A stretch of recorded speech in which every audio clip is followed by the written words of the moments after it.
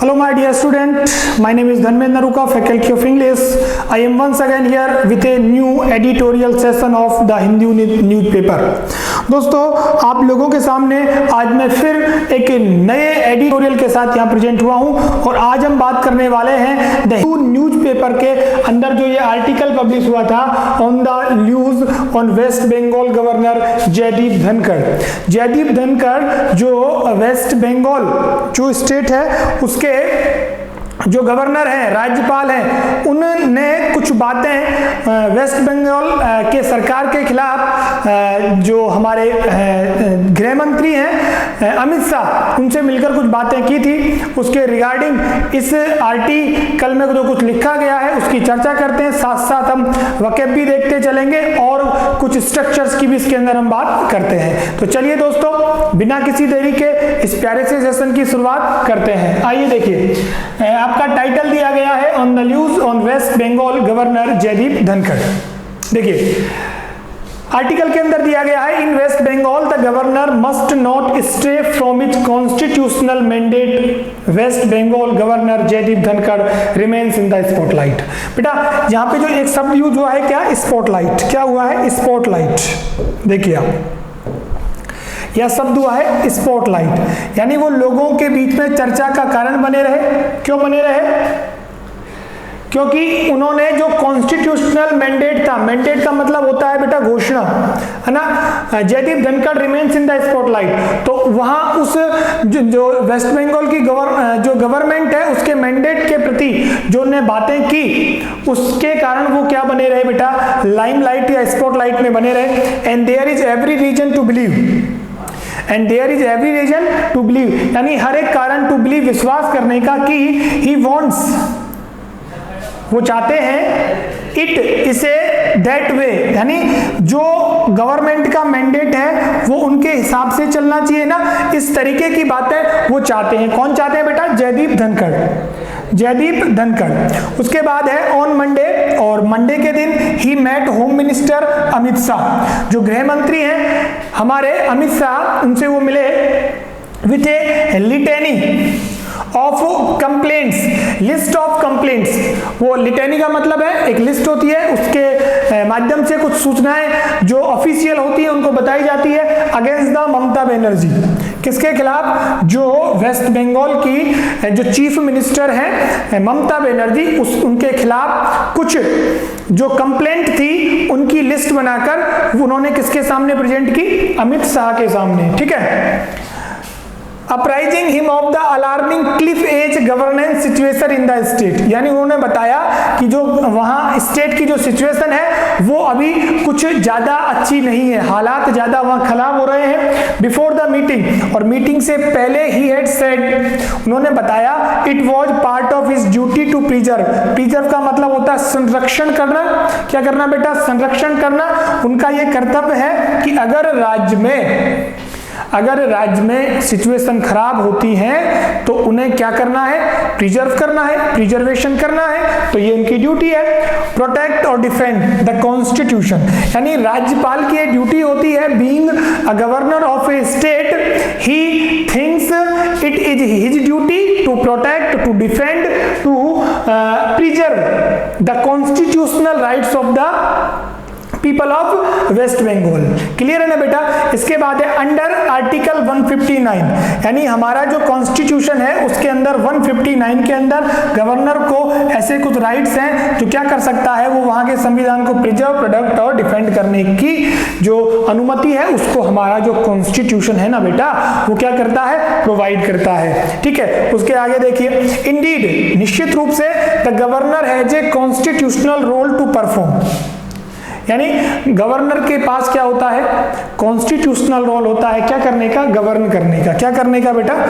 Perform करने का constitutional role को। But Mr Dhankhar appears enthusiastic to stretch his mandate all the time. Enthusiastic का मतलब होता है, इंथुजियास्टिक का मतलब होता है हमेशा ही प्रयास करते रहना अपने मैंडेट को बढ़ाने का हर समय। ड्यूरिंग द मीटिंग, और मीटिंग के दौरान ही ब्रीफ्ड, उन्होंने शॉर्ट रूप में कहा the minister, the home minister on the all state rampant corruption, यानी भ्रष्टाचार का तेजी से बढ़ना, एंड नेपोटिज्म, और जो भाई भतीजावाद है ना, जो अभी बॉलीवुड में भी हाल में ही चर्चा चल रही है, नेपोटिज्म। नेपोटिज्म जो शब्द आप सुनते हो ना बेटा, नेपोटिज्म, जो नेपोटिज्म शब्द है वो रिलेटेड टू रिलेटिव्स, यानी अपने भाई भतीजावाद को दर्शाता है, ठीक है। अलार्मिंग कोविड-19 situation and worrisome and dangerously deteriorating law and order situation. और उन्होंने आगे क्या बताया, एक तो यहाँ पर कोविड-19 की जो स्प्रेड है वो तेजी से बढ़ रही है, साथ साथ यहाँ की जो लॉ एंड ऑर्डर सिचुएशन है वो गिरती जा रही है। क्या होती जा रही है? डिटेरियोरेटिंग, यानी डिजनरेट हो रही है, वो अपना रास्ता से भटक रही है लॉ एंड ऑर्डर की सिचुएशन, यानी यहाँ पर कानून भी थोड़ा सा ढीला पड़ गया है, यानी उसकी स्थिति भी यहाँ पर ज्यादा कुछ अच्छी नहीं है। ये बात बेटा किसने किसको बताई? जो धनखड़ हैं, जयदीप धनखड़, उन्होंने हमारे होम मिनिस्टर अमित शाह को ये बातें बताई। अब इसके अंदर दो बड़े शब्द आए हैं आपके लिए, एक तो है डेटेरियोरेटिंग, है ना, और एक है वरीसम। वरीसम का मतलब होता है कॉजिंग डिस्ट्रेस, समस्याएं उत्पन्न करना। डिजेनरेट का मतलब होता है किसी चीज का नीचे गिर जाना, बिगड़ जाना, है ना, हालात का बिगड़ जाना। लॉ एंड ऑर्डर का क्या हो जाना? सिचुएशन का खराब हो जाना। तो ठीक है बेटा, ये कुछ बात तो इस आर्टिकल के अंदर है। अब इस आर्टिकल में और क्या है उसकी बात करते हैं। चलिए आगे बढ़ते हैं बेटा और देखते हैं सेकंड जो पैराग्राफ है उसमें क्या दिया गया है। देखिए बेटा, इन द सेकंड पैराग्राफ जो आगे की बात है वो देखिए, this is an overreach of authority done without fancy beside his incessant war of nerves with Mrs. Banerjee. Mr. Dhankar has ended up in the confrontation with Vice Chancellor, student and Trinamool Congress leaders during his 1 year tenure. Tenure का मतलब होता है बेटा कार्यकाल। क्या होता है बेटा? कार्यकाल। Tenure का मतलब क्या होता है? टाइम पीरियड, है ना। Tenure का मतलब होता है बेटा time period.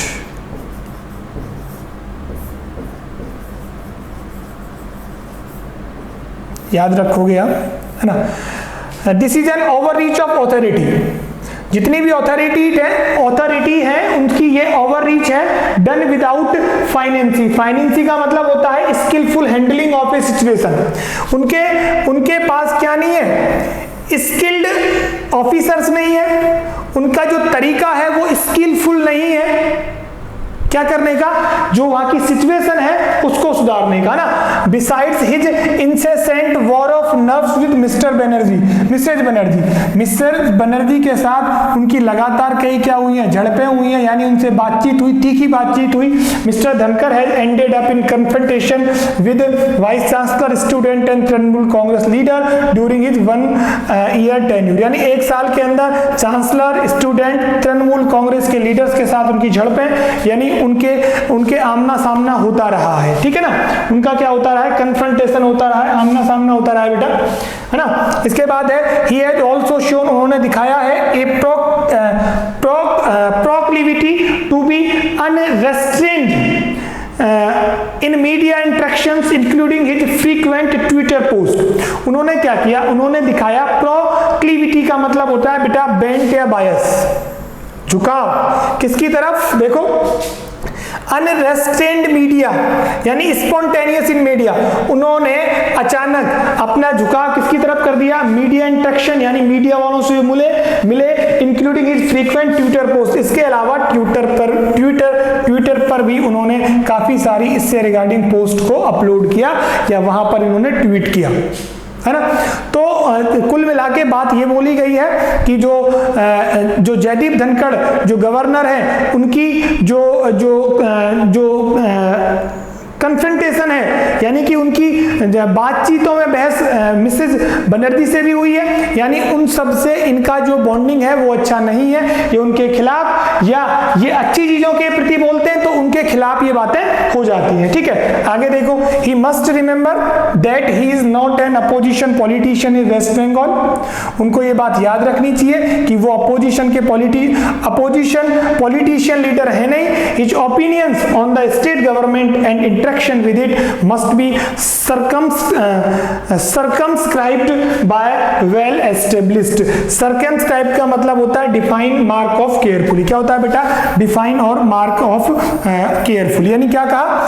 Interaction the state government, his opinions on the state government, उनकी जो राज्य सरकार के ऊपर जो उनकी राय है, एंड इंटरेक्शन जो बातचीत है उन्होंने इनके साथ की, सरकार के साथ, मस्ट बी सर्कमस्क्राइब्ड, वो अच्छी तरीके से क्या है? डिफाइंड है, होनी चाहिए। किसके द्वारा? वेल एस्टेब्लिश्ड एक्सपर्ट्स, है ना, जो अच्छे अच्छे एक्सपर्ट्स हैं उनके द्वारा, या प्रेसिडेंट्स के द्वारा उनकी ये बातें क्या होनी चाहिए? डिफाइंड होनी चाहिए। And should draw strength from the constitution, he repeatedly calls to his defence, और वो बार बार जिस कॉन्स्टिट्यूशन की चर्चा कर रहे हैं ना, उसको, उसके प्रति भी इनकी क्या होना चाहिए? उसके बारे में जांच होनी चाहिए, उसका पता लगाना चाहिए। ठीक है, कि इसमें कितना स्ट्रेंथ है, कितनी उसमें दमदार बात है। स्ट्रेंथ का मतलब ताकत है उनकी बातों के अंदर, उनकी ओपिनियन के अंदर। ठीक है, तो इसमें बेटा ओवर रीच का मतलब होता है बियॉन्ड ऑथोरिटी, अपनी जो सीमा थी उसको लांग गई है ना।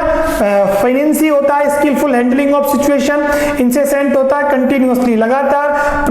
प्रोक्लिविटी होता है बेटा बायस और बेंट, झुकाव होना, और अनबायस होता है, बायस का अपोजिट बेटा अनरेस्ट्रेंड होता है, स्पॉन्टेनियस क्या होता है? स्पॉन्टेनियस। सर्कमस्क्राइब्ड होता है टू डिफाइन, और मार्क ऑफ केयरफुली। ठीक है, तो यहां तक की बात सबको समझ में आ गई बेटा, क्या कहा है इस आर्टिकल के अंदर।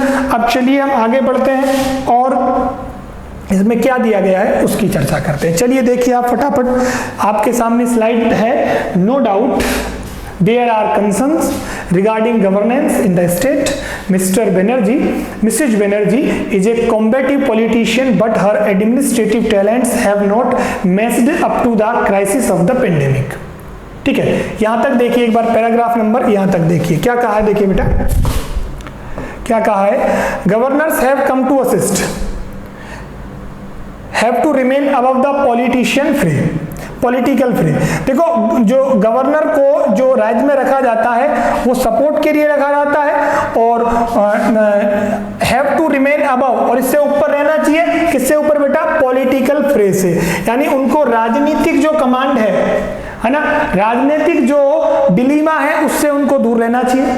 Governors have come to assist the BJP in other states too. 1 minute, ये शायद स्लाइड आगे चली गई है बेटा, है ना।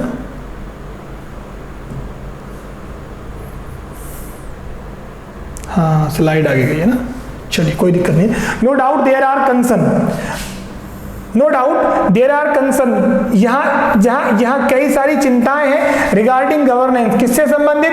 यहाँ के संचालन से संबंधित इन द स्टेट, किसके अंदर? राज्य के अंदर। Mr Banerjee is a combative politician leader, Mrs Banerjee है वो एक कॉम्बेटिव, एक लड़ाकू राजनेता है, पॉलिटिशियन है, बट हर एडमिनिस्ट्रेटिव टैलेंट्स, लेकिन उनका जो प्रशासन करने का जो उनके अंदर टैलेंट है, जो प्रतिभा है, have not matched up to the crisis of the pandemic, वो मैच नहीं खाती। यानी इस माहौल, इस सिचुएशन जिसमें महामारी का दौर चल रहा है, वहां वो मैच नहीं, यानी इट मींस इतना टैलेंट उनके अंदर नहीं है। West Bengal has been slow in its responses, और जितने भी क्वेश्चंस उनसे पूछे गए उनके रेस्पॉन्स काफी स्लो आ रहे हैं, इस बात के बारे में भी यह बताया है। पॉलिटिकल वायलेंस, कैसा वायलेंस? पॉलिटिकल हिंसा, राजनीतिक हिंसा, ग्रूसम क्राइम्स, बढ़ते अपराध, and allegations of police पार्टीशनशिप require the chief ministers personal attention. यानी यहाँ पर जो चीफ मिनिस्टर हैं यहाँ की वेस्ट बंगाल की ममता बनर्जी, उनको इन चीजों के प्रति क्या देना चाहिए? ध्यान देना चाहिए। But all this can not be excuse for the governor to randomly offer his opinion publicly. लेकिन ये बात इस बात की परमिशन नहीं देती कि धनखड़ को बार बार में इस चीज को पब्लिकली ओपन करना चाहिए, उनको सपोर्ट करना चाहिए, ना कि इसके अगेंस्ट जाना चाहिए। इसके बाद है his behaviour can not be seen delinked from the BJP obsession of winning West Bengal. अगर हम बात करें तो कहीं ना कहीं वेस्ट बंगाल के अंदर जो बीजेपी इस बार सीट्स लेके आई है उसका ऑब्सेशन उनके ऊपर दिखाई देता है। उसको डीलिंक नहीं किया जा सकता। यानी जयदीप जो धनखड़ है वो कहीं ना कहीं बीजेपी के पक्ष में बातें करते हैं, ठीक है। Which goes to the polls in less than 1 year, the battle of 2021 will be fiercely fought. यानी 2021 में जो चुनाव होने वाला है वो बहुत ही खतरनाक होगा। And if the past is anything to go by, potentially ugly too, और अगर ऐसा पास्ट से संबंधित अगर हम बात करें तो आने वाली चीजें और भी खराब हो सकती हैं। The CBI and even the Election Commission, CBI और Election Commission which is an autonomous constitutional body. देखो सीबीआई और इलेक्शन कमीशन है ना, वो बेटा कैसी है, ऑटोनॉमस है। They are not worked under any political parties, any political pressure, यानी they are completely free for any pressure, ठीक है। have to remain above the political fray, ये political जो डिलेमा है ना बेटा, इससे इनको क्या रहना चाहिए, दूर रहना चाहिए। किसको, सीबीआई को और इलेक्शन कमीशन को, इनको फेयर होना चाहिए हर एक क्षेत्र में, ठीक है। तो इस वाले पैराग्राफ के अंदर हमने देखो, एक तो कॉम्बेटिव, ईगरनेस टू फाइट और कंटेंट, है ना, कॉम्बेटिव बोलते हैं। ऑटोनोमस होता है having the power of self government, और फ्रे होता है डिस्प्यूट यानी डिलेमा, है ना। तो पॉलिटिकल डिलेमा के अंदर इनको नहीं फंसना चाहिए। सीबीआई और जो आपका कौन है, इलेक्शन कमीशन है, वो बिल्कुल फ्री है, तो उनको फ्री वे में काम करना चाहिए। यानी किसी भी तरह का पॉलिटिकल प्रेशर या किसी भी गवर्नमेंट बॉडी उसके ऊपर क्या नहीं कर सकती, दबाव नहीं डाल सकती। तो चलिए बताइए, यहां तक की बात सबको समझ में आ गई? यहां तक की बात सबको समझ में आ गई? हमने यहाँ पर सभी तरीके के शब्दों को देखा। रैंडमली का मतलब होता है एक के बाद एक बेटा, है ना, एक के बाद एक होता है रैंडमली। ऑब्सेशन होता है किसी चीज का भूत सवार हो जाना या किसी चीज के प्रति ज्यादा लगाव होना, है ना। ओबेसिटी का मतलब मोटापा होता है बेटा, क्या होता है, मोटापा होता है ना। We should think about our health, we should be fit, ठीक है बेटा। चलिए आगे की बात करते हैं, अगली स्लाइड पर हमें दिया हुआ है, देखिए बेटा क्या दिया गया है। Governors have come to assist, have to remain above the political fray, है ना, पॉलिटिकल फ्रे। गवर्नर्स किस लिए आते हैं बेटा, टू असिस्ट। असिस्ट का मतलब होता है सपोर्ट, क्या होता है, सपोर्ट करने। Have to remain away the political fray, जो पॉलिटिकल डिस्प्यूट और डिलेमा है उससे इनको क्या रहना चाहिए, दूर रहना चाहिए। यानी इनको पॉलिटिकल जो एरिया है उसका पार्ट नहीं बनना चाहिए, है ना। इसके बाद है governors has come to assist the BJP in other states, है ना। Governors have come to assist, BJP को गवर्नर ने दूसरे स्टेट्स के अंदर काफी सपोर्ट किया इन upending the constitutional status of Jammu and Kashmir and swearing in a government of the party in Maharashtra। इन दोनों जगह पर, महाराष्ट्र और बेटा बात करें हम कहाँ की, जम्मू कश्मीर की, तो वहां पर बीजेपी जो पार्टी है उसको गवर्नर्स ने काफी ज्यादा असिस्ट किया है या काफी ज्यादा उनको क्या दिया है, सपोर्ट दिया है। Completely disregarding norms last year, for instance it is possible. Disregarding का मतलब होता है बेटा जो नॉर्म्स और रूल्स होते हैं उनको एक तरफ हटाकर रख देना, उनकी रिगार्ड नहीं करना, उनका सम्मान नहीं करना। लास्ट ईयर की बात है, पूरी तरीके से कंप्लीटली। फॉर इंस्टेंस, एग्जांपल के लिए, इंस्टेंस का मतलब क्या होता है बेटा, उदाहरण। क्या होता है, इंस्टेंस का मतलब होता है बेटा उदाहरण, याद रखना है, उदाहरण, ठीक है। इट इज पॉसिबल, संभव है, मिस्टर धनखड़ इज ट्राइंग, कोशिश कर रहे हैं, टू बी मोर लॉयल, ज्यादा क्या होने की, लॉयल होने की, वफादार होने की, देन द किंग, राजा से ज्यादा। But the pattern of interference by the centre in the affair of state raises other legitimate concern, और सेंटर ने भी इस चीज में अपने जो सेंटर है ना बेटा, उसने भी इसमें इंटरफेयर किया है, जो किसकी कंसर्न बन गया है, लेजिटिमेट कंसर्न बन गया है बेटा, यानी जेन्युइन कंसर्न, एक बड़ी चिंता की बात बन गई है। ही मस्ट देयरफॉर, इसलिए उन्हें रोल बैक हिज रेटोरिक, जो उनका प्रॉपर वे है, and prime minister and the home minister must use him to stay within his constitutionally circumscribed function. और आगे बताया है कि जो जयदीप धनखड़ है उनको अपने रोल पे वापस रिटोरिक तार्किक तरीके से वहां उनको वापस अलंकारिक तरीके से वापस आ जाना चाहिए। प्राइम मिनिस्टर और होम मिनिस्टर को भी उनको जेंटली उनको वापस भेजना चाहिए to stay with his constitutionally circumscribed function. जो उसके संवैधानिक उनके जो काम है एक गवर्नर के बनते हैं उनको करने के लिए प्राइम मिनिस्टर और जो होम मिनिस्टर है उनको भी किसको बोलना चाहिए बेटा, जो जयदीप धनखड़ है ना उनके लिए इस तरीके की बातें बतानी चाहिए। तो इस वाले के अंदर हमने बेटा एक तो डिसरिगार्डिंग देखा, एक लेजिटिमेट देखा, एक रेटोरिक होता है the art of speaking effectively, अलंकारिक भाषा को बोलते हैं रेटोरिक। न्यूज होता है टू टच और पुश जेंटली, यानी पुश जेंटली का मतलब है उनको वापस भेजना चाहिए, उस तरफ धकेल देना चाहिए, यानी उनको समझा बुझाकर भेज देना चाहिए। ठीक है, चलो यहां तक की बात समझ में आई। अब चलते हैं नेक्स्ट स्लाइड पर, और नेक्स्ट स्लाइड आपकी आती है जो आपके एग्जाम से काफी ज्यादा आपकी एग्जाम के लिए बेटा काफी ज्यादा इंपॉर्टेंट होती है, और वो पार्ट हमारा किसका होता है, वकेब का होता है बेटा। किसका होता है, वकेब का।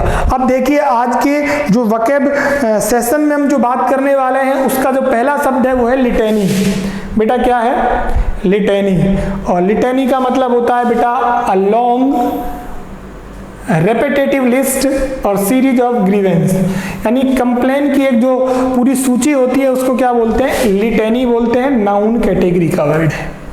किस कैटेगरी का वर्ड है बेटा, नाउन कैटेगरी का वर्ड है, और इसका मतलब होता है ए लॉन्ग रेपिटेटिव लिस्ट और सीरीज ऑफ ग्रीवेंस। ठीक है, दूसरा एप्राइजिंग। एप्राइजिंग बेटा वर्ब है, जेरेंड के रूप में, सॉरी प्रेजेंट पार्टिसिपल के रूप में यूज हुआ है। To tell someone about something, यानी किसी भी समस्या या किसी भी चीज से क्या करवा देना, अवगत करवाना। क्या होता है, अपराइजिंग, है ना। ये ध्यान, स्पेलिंग ध्यान रखना, APPRISING वर्ब का काम करता है to tell someone about something, किसी व्यक्ति को किसी चीज के बारे में किसी व्यक्ति को बताना, यानी उसको समस्या अवगत करवाते हैं ना, तो उसको अपराइजिंग बोल सकते हैं। उसके बाद है रैम्पेंट का मतलब होता है जल्दी जल्दी, कंटिन्यूअसली एग्जिस्टिंग, हैपनिंग और स्प्रेडिंग इन एन अनकंट्रोल्ड वे, तेजी से फैलने वाला।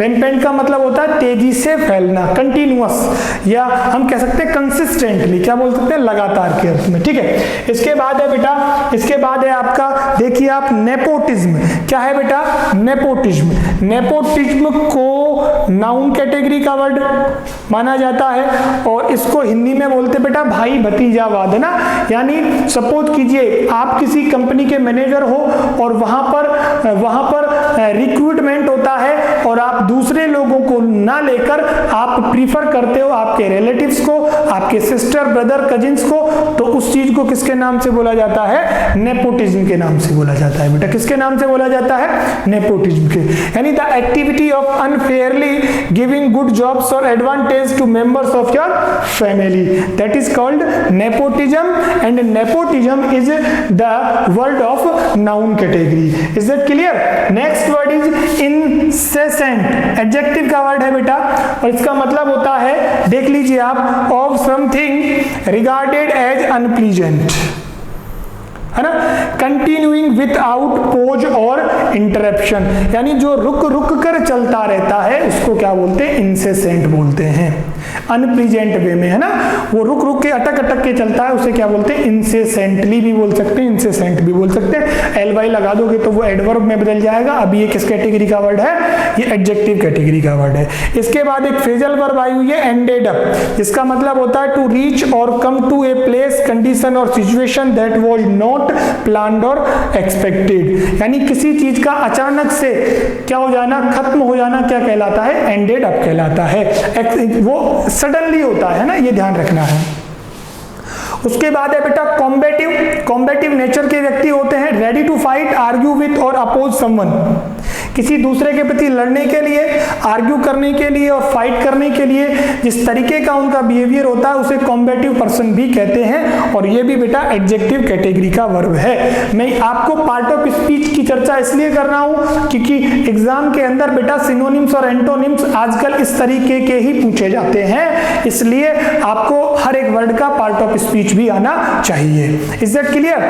तो ये तो रही आपकी कॉम्बेटिव की बात। अब है मेस्ड अप टू, ईडियम है ये, मेस्ड अप टू ईडियम है, to succeed in providing what was promised or expected, यानी जिस चीज की जो आशा है दूसरे व्यक्ति से रखी गई, अगर वो व्यक्ति उस लेवल का काम करता है तो कहते हैं कि इसका लेवल मेस्ड अप हो गया, यानी जितना हम सोच रहे थे बातें उतनी ही इसने की है, तो उसको बोलेंगे बेटा मेस्ड अप टू, ईडियम है। उसके बाद नेक्स्ट है ग्रूसम। बेटा क्या है? ग्रूसम। ग्रूसम का मतलब क्या होता है? देखिए, ग्रूसम एडजेक्टिव कैटेगरी का वर्ड है जिसका मतलब होता है एक्सट्रीमली अनप्लीजेंट, है ना, एंड शॉकिंग, यानी भीषण हालात को क्या बोलते हैं? ग्रूसम बोलते हैं बेटा। और आप देखिए रेटोरिक, क्या बेटा?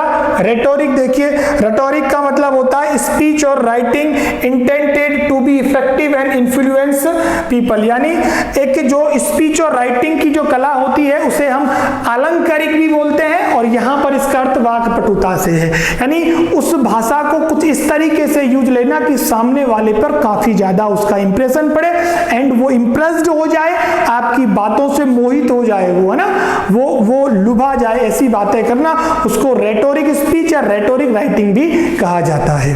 तो आपके जो आज की वोकैबुलरी के जो वर्ड है एक बार फिर रिपीट कर लीजिए।